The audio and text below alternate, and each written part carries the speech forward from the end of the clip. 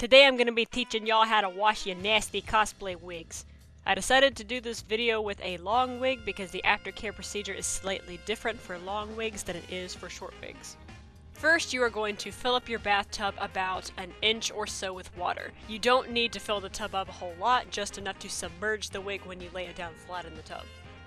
I like to make my water slightly warmer than room temperature because any gels or hairsprays that I have used in the wig will be reactivated upon contact with warm water, but it is just cool enough that it will not affect the fibers of the wig due to being too hot.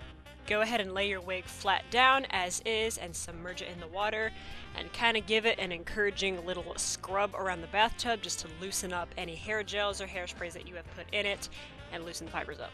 After you've done this step, you are going to add some shampoo.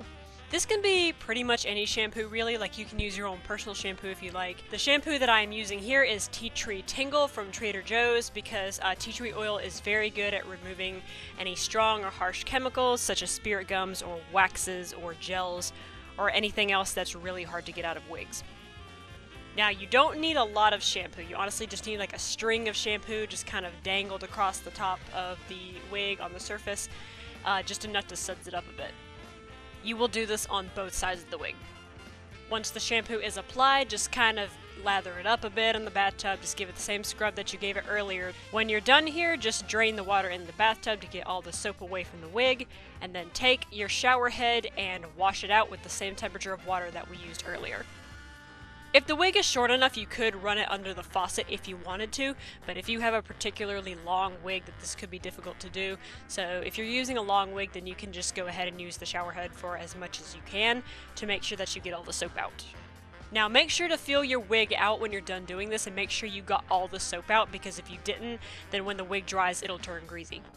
From here, you are going to get a towel and lay it down on the floor where you're working, and you are going to turn the wig inside out so that the cap underneath is facing you.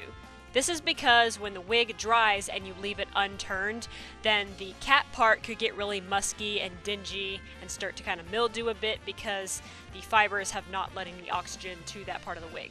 What I'm doing here is kind of stuffing a part of the towel in on the hair side of the wig so that the air is able to flow through it and oxygen is able to reach it, and the towel will absorb the water on that side of the wig.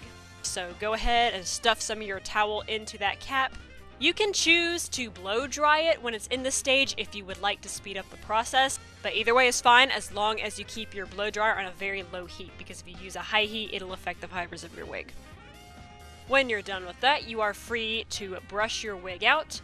The comb you should use should have metal teeth. This is actually a tip that I learned from a professional hairstylist that styles wigs as a job. If you use plastics, then it collides with the fibers and kind of makes static happen, and that way it'll make your wig really frizzy. But metal tooth combs will absorb any static that's created and will make it bounce off of the wig. That way you're not causing any plastic on plastic friction. From there, start brushing your wig out from the bottom, working your way up. If you start at the top, then you'll work the knots down and you'll basically be stacking knots on top of knots. Work it through very gently because the more you pull on the wig, the more friction that'll cause, and you increase the chances of causing frizz. After you're done brushing it, this would be the stage where you would apply any detangling spray that you might have for your wigs. You would spray it across the wig evenly so that it's all evenly moist, and then you would let it sit. I personally do not apply detangler to this wig because this wig is a wig that I use for Death from the Sandman, and frizzy, bushy hair is specifically what I am going for this wig. However, in cases when you want the wig to retain that straightness and that flatness like what you see here pre-styled, you would in this case add detangling spray in this stage of the wig aftercare. And you're done! At last your wig is clean and doesn't smell like the last con you went to. Give yourself a pat on the back.